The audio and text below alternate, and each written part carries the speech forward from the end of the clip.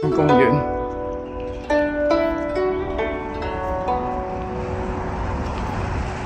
咁喺蓮花北站啊 ，A2 出口一出咗啊，一路向前直行，直行去到第一個燈位咧，跟住右轉，再右轉，咁就可以嚟到蓮花山公園㗎喇。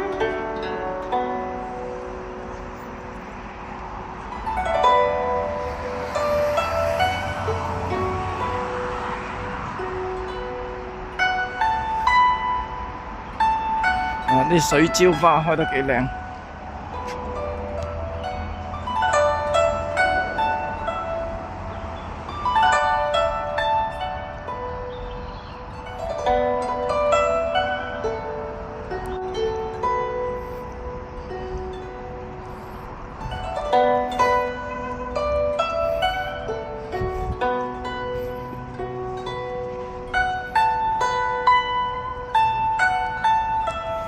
今日天陰，聽日咧就端午節。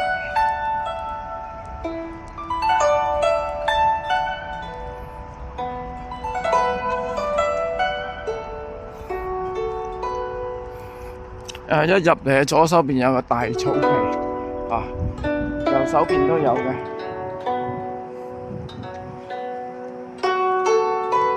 其實周圍都有大草皮嘅。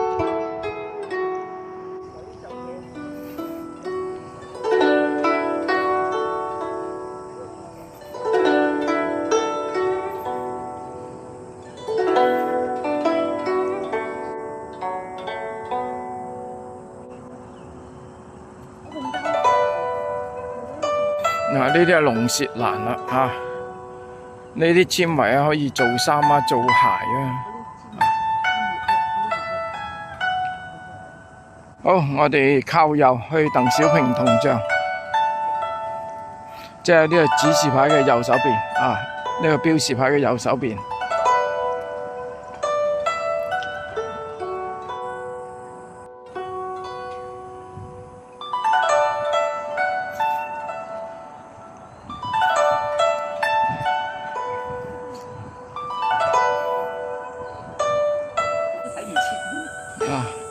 繼續上，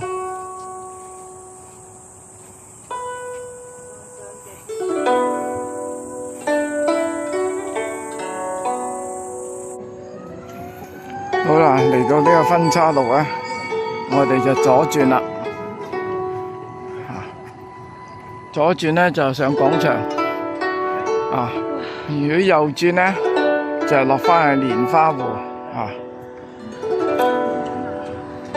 咁依家我左轉上銅像。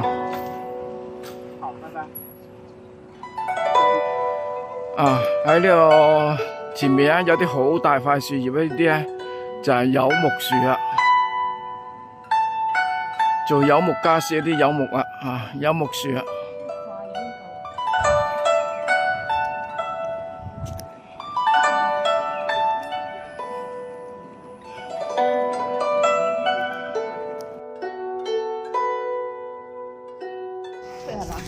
依家5.3，都閂咗門啦，都唔俾入啦。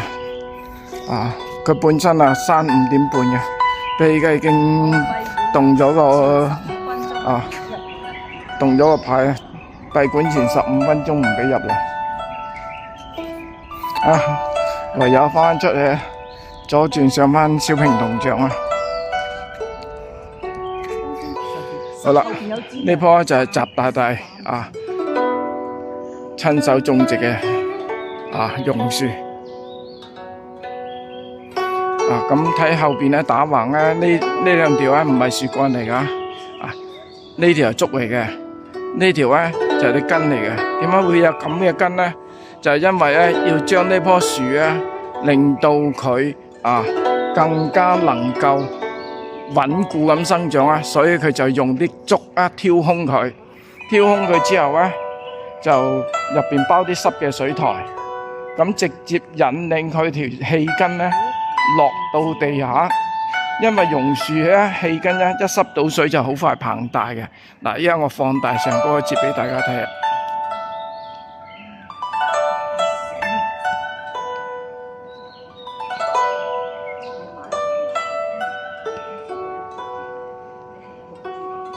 嗱，呢個位置咧就已經係氣根嚟噶啦。啊，氣根咧經過呢個竹咧，慢慢掙爆佢落咗地之後咧，佢就好快咧形成一條新嘅根噶啦。咁個根粗咗之後咧，就無形中咧又變成另外一條樹幹。就好似呢條咁啦。依家咧已經有幾條喺度噶啦。成棵嘅樹冠咧就咁大噶啦。好啦，我哋出翻上去銅像度啦。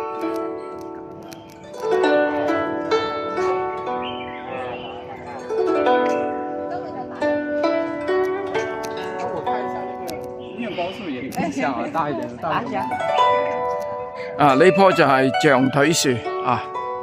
象腿，因為個樹幹咧就好似個大笨象嘅腳咁嘅，咁咧呢個叫象腿樹。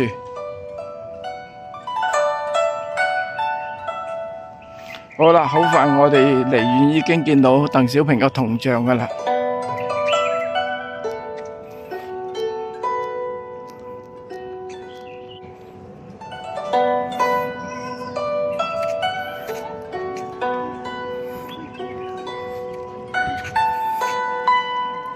三根大花灯。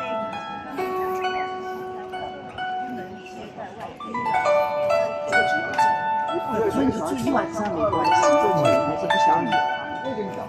他就问我，越少一点会混吗？越少一点会依家呢個廣場咧就係鄧伯伯嘅背面。背面我哋要登上去先見到佢正面嘅。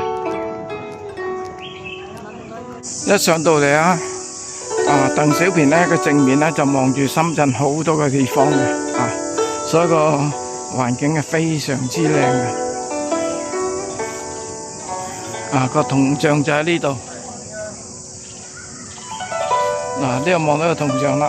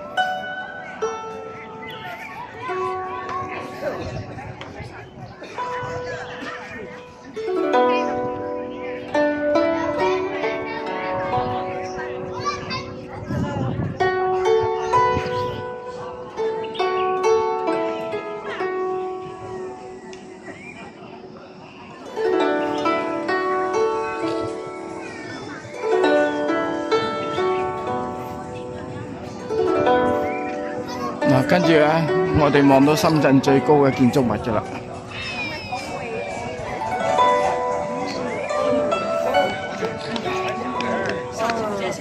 来，就站这儿，你拍一个。其实是这样。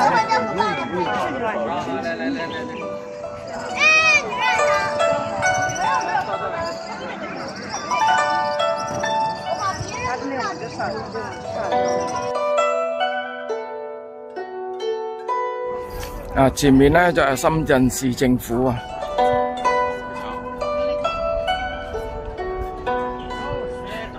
我去後面啊。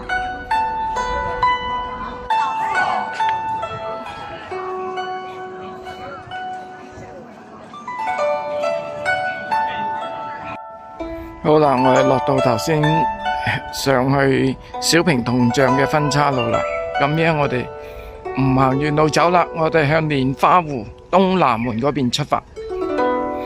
我哋由東南門走人。好啦，我哋行到嚟呢度就左轉，唔行車路啦。呢度落去就係蓮花湖嚟噶啦。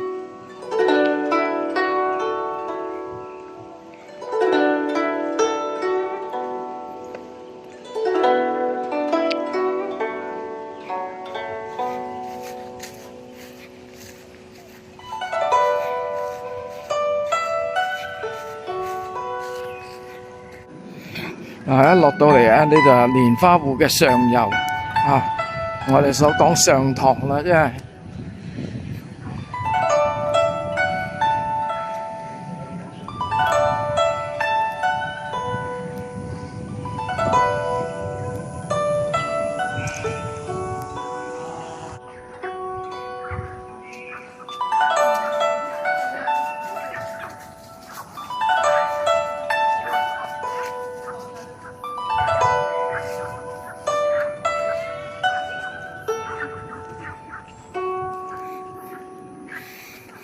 依家左手邊呢啲咧都係落羽絨嚟嘅，喺秋天嗰時咧會轉為紅色啊，應該叫做轉為黃色啊，佢唔會好紅嘅，最主要就係轉黃。佢呢個公園咧最有特色咧就喺呢個蓮花湖側邊咧，就加持咗呢啲嘅躺椅啊，可能啊可以躺平啊！我哋所講，躺平喺度，挨喺度，喺度慢慢 hea， 欣賞下湖景，欣賞下，聽下啲雀鳥嘅鳴叫。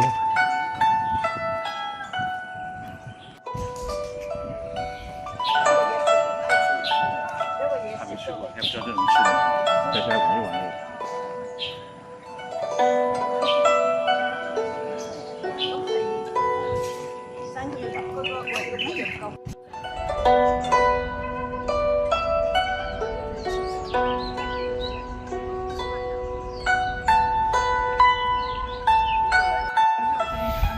好啦，離開個湖之後咧，我哋行返出呢個主車路，即係主要通道，直出呢個東南門。咁值得一提嘅，東南門呢係有遊覽車可以乘坐上鄧小平銅像度嘅，單程應該冇記錯就係8蚊。